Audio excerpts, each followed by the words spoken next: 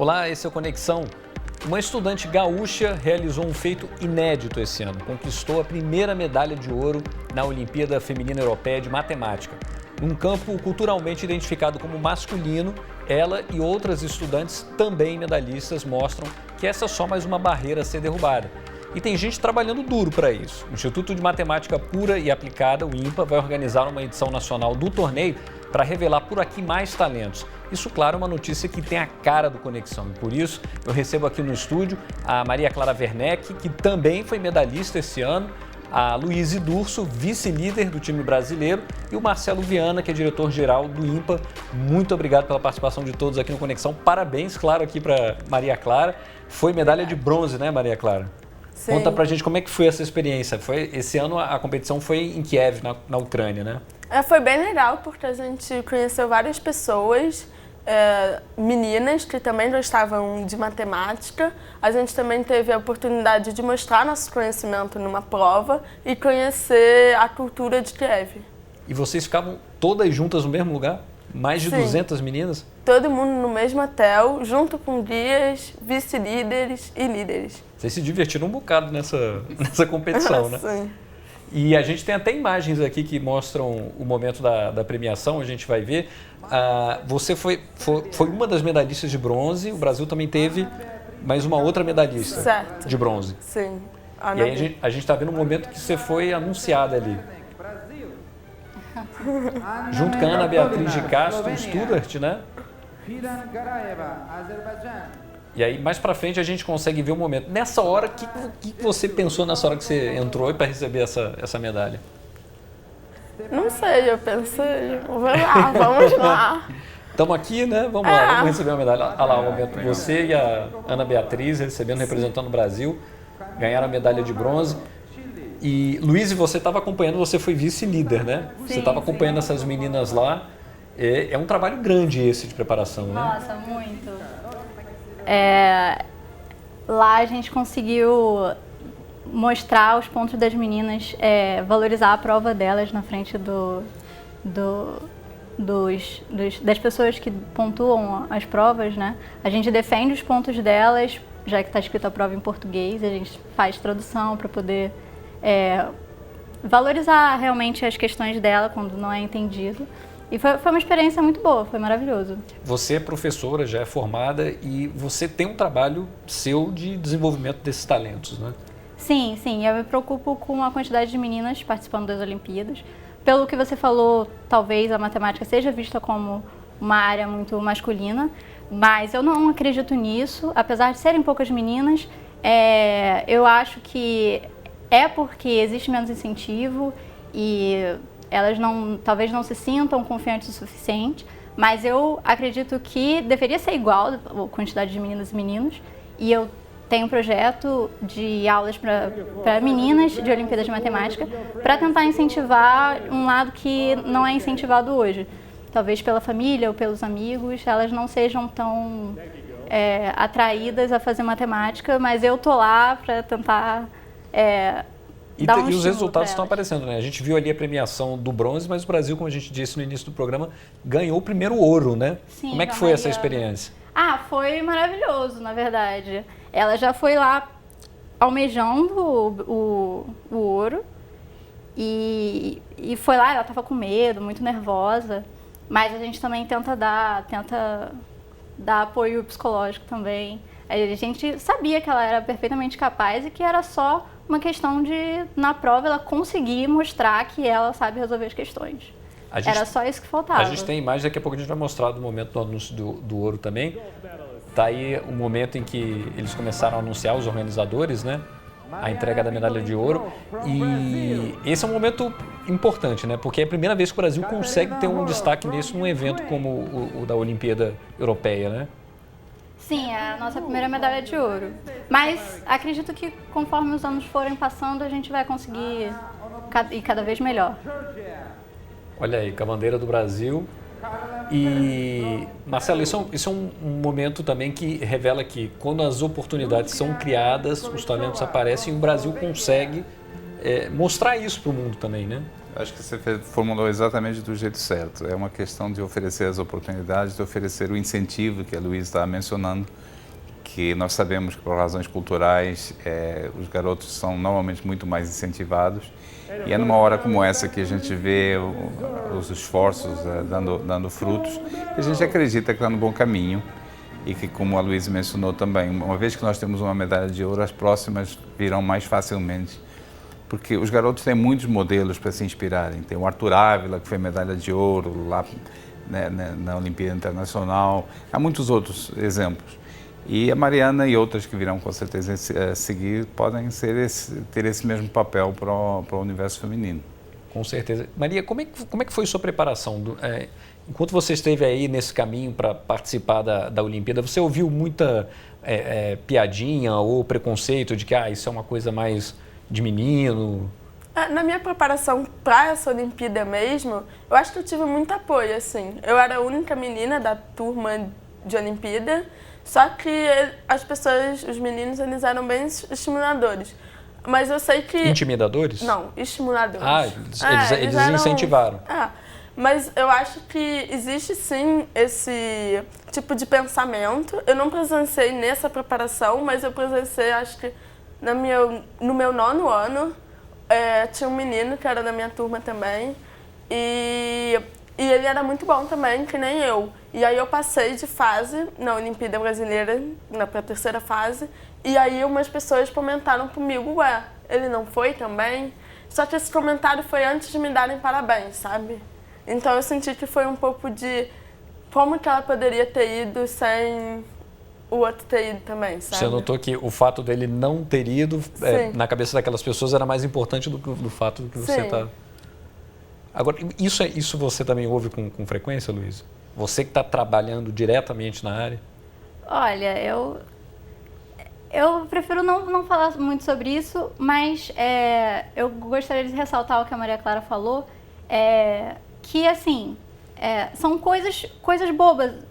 Pode parecer bobo e pequeno, mas se você enfrenta isso ao longo de toda a sua adolescência e cada coisinha que falam nesse sentido de os meninos serem melhores em matemática que as meninas, te desincentiva, mesmo que você não saiba, mesmo que você não perceba. Meninas estão desistindo sem perceber que é por essas coisas, sabe? Pode parecer pequenos detalhes que acontecem durante pequenos desestímulos que vão somados, fica gravado toda a situação. E como é que você trabalha isso com as suas alunas? Como é que você busca fazer esse incentivo, esse estímulo para elas? Olha, tentando desconstruir todo esse discurso que tem, né, cultural por trás. Sim, eu faço bastante um treinamento realmente técnico acerca das Olimpíadas. É um treinamento igual eu daria um treinamento para os meninos. Mas eu enfatizo que não há nenhuma diferença de desempenho devido ao seu gênero, que não deveria existir, que isso é totalmente cultural e as meninas vão enfrentando mais barreiras, a família cobra, os amigos cobram e quando você entra num nível muito competitivo de matemática, você vai gastando mais tempo e a sua família gosta menos. E para as meninas, que a família consegue controlar melhor, fica cada vez mais difícil. Por isso que eu acredito que ao longo dos anos a gente vai perdendo meninas. Quanto mais velhas elas vão ficando, elas vão desistindo.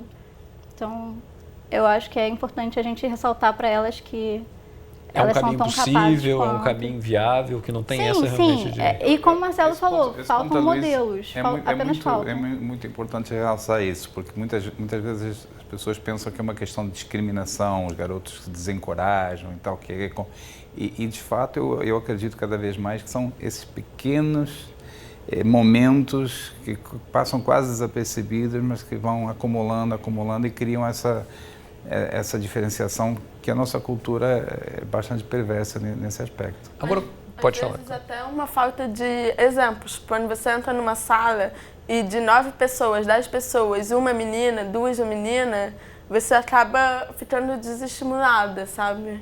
Você não tem um exemplo. Durante o evento, você ouviu esse tipo de reflexão de outras competidoras que estavam lá na Ucrânia, de outros países? Não muito, porque acho que estavam todas muito mais interessadas em saber das pessoas, como elas eram, aprender com elas, do que propriamente dito. Não era uma questão isso lá. Saber... Acaba não virando uma questão. É. Mas tem muito Mas isso. presente, sabe? As pessoas não, as sabem. pessoas acham que é um preconceito direto, assim, as pessoas falam na sua cara que você não deveria estar lá, o que acontece, de fato.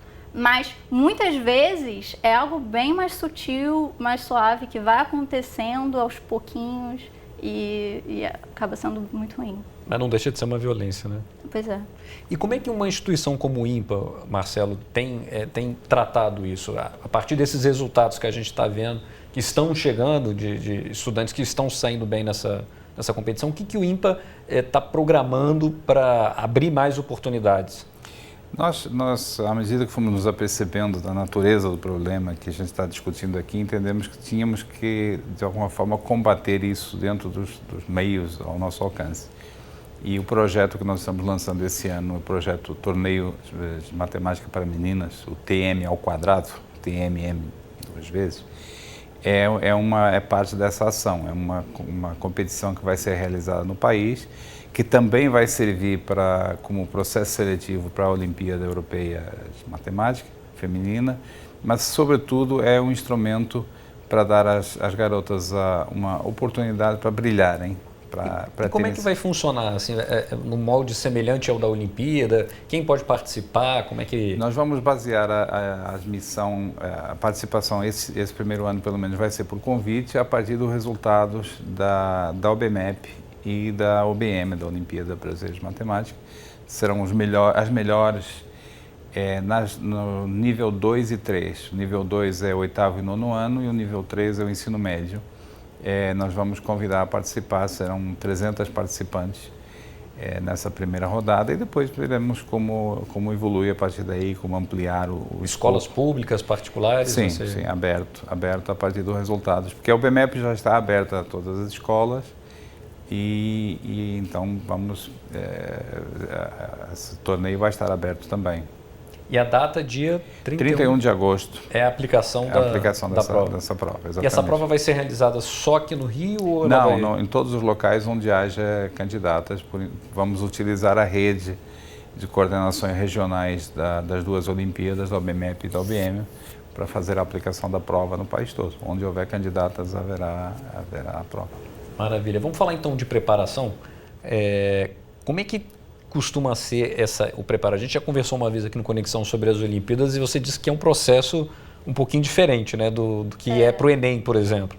É um processo mais a longo prazo mesmo. Você começa a estudar, às vezes, se você começa a estudar no 9º ano, talvez já seja um pouco tarde, mas mesmo assim as pessoas que começam no 9º ano ainda conseguem, mas é a longo prazo mesmo. É tipo, meu objetivo é ir para a IMO, que é a Olimpíada Internacional, que normalmente vão pessoas do 3º ano ou do 4º ano, né? Tipo, já terminaram o ensino médio, mas ainda estão ali meio querendo participar.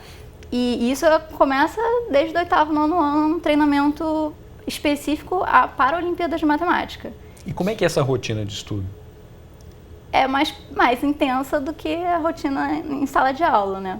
As questões são mais complexas, o nível de dificuldade é maior e exige que você, como o Marcelo estava falando aqui antes, que você realmente pense no problema, que às vezes não resolve em 1 minuto ou 2 minutos, mas você às vezes demora 1 hora, 2 horas pensando num problema. Num único problema? Num único problema.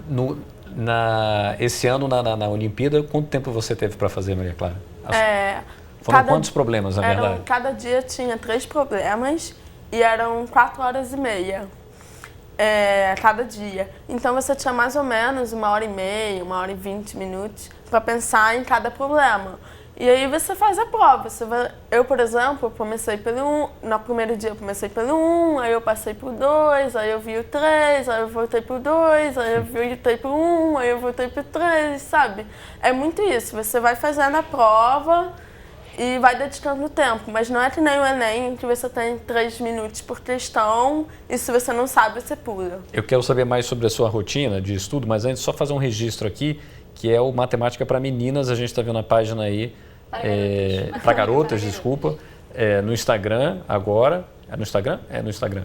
que é o curso voluntário que você faz para preparar Sim. essas jovens para participar da Olimpíada.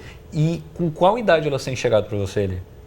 Olha, são meninas, as mais novas, assim, que são poucas, são do 7º ano.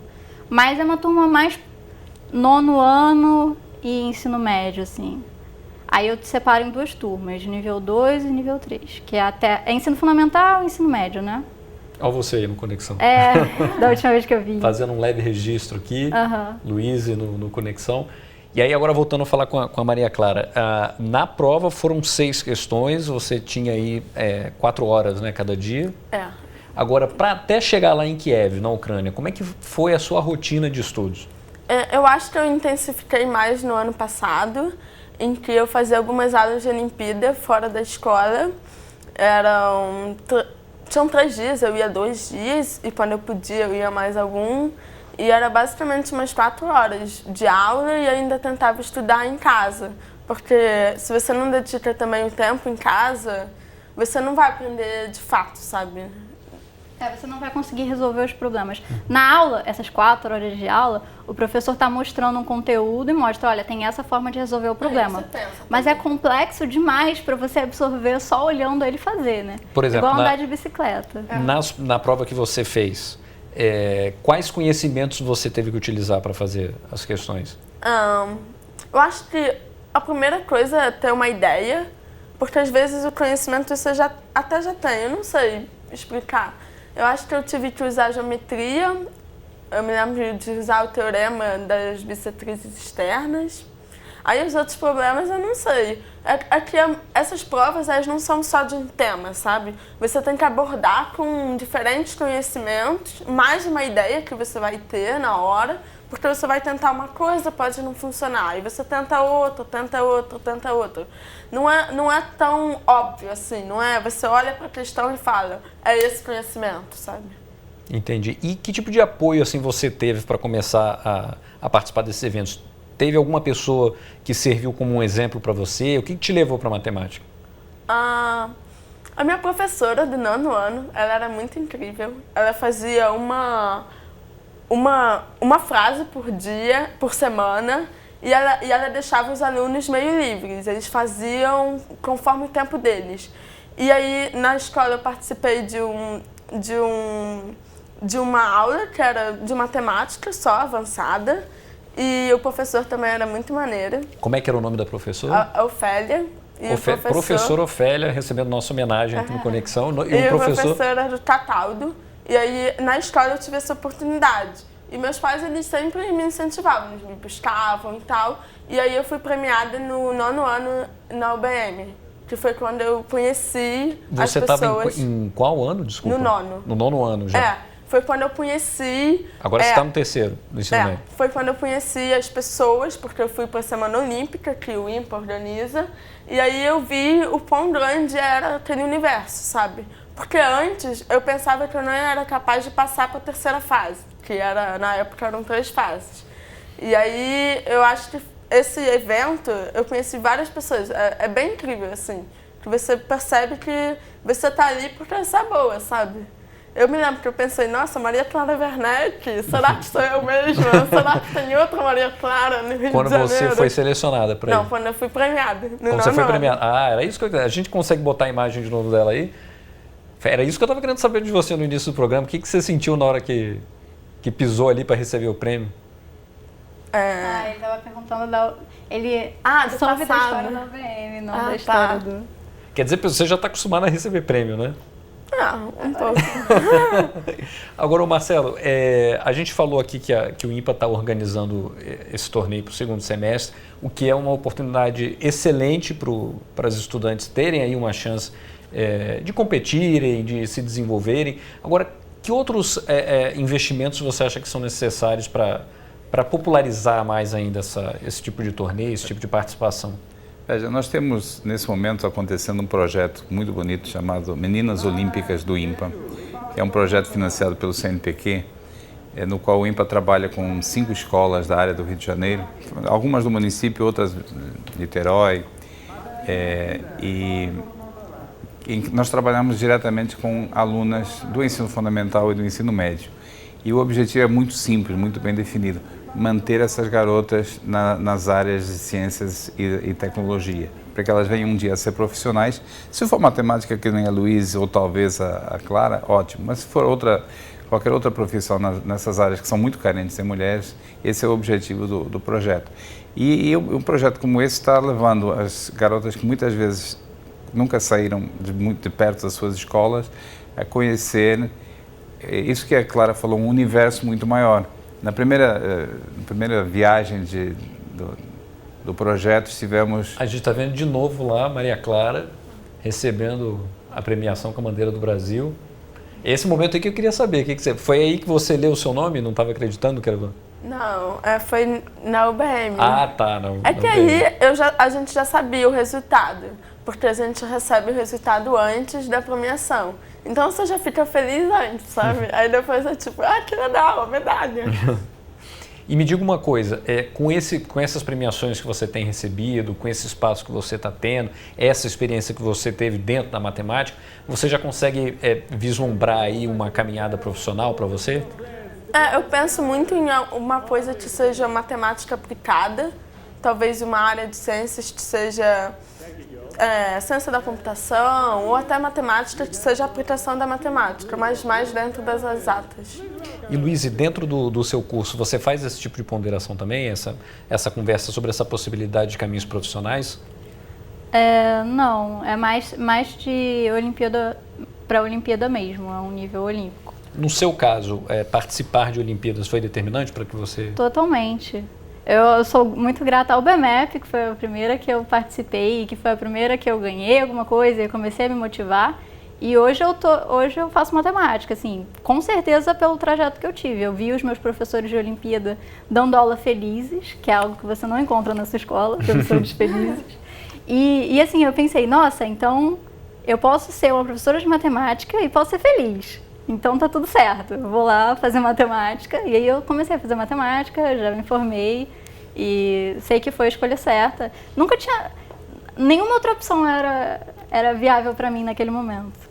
Entendi. Marcelo, a gente, claro, está falando aqui que a novidade é esse torneio feminino de matemática, mas como a gente já citou aqui, o INPA também organiza a OBMEP, que é a Olimpíada Brasileira de Matemática.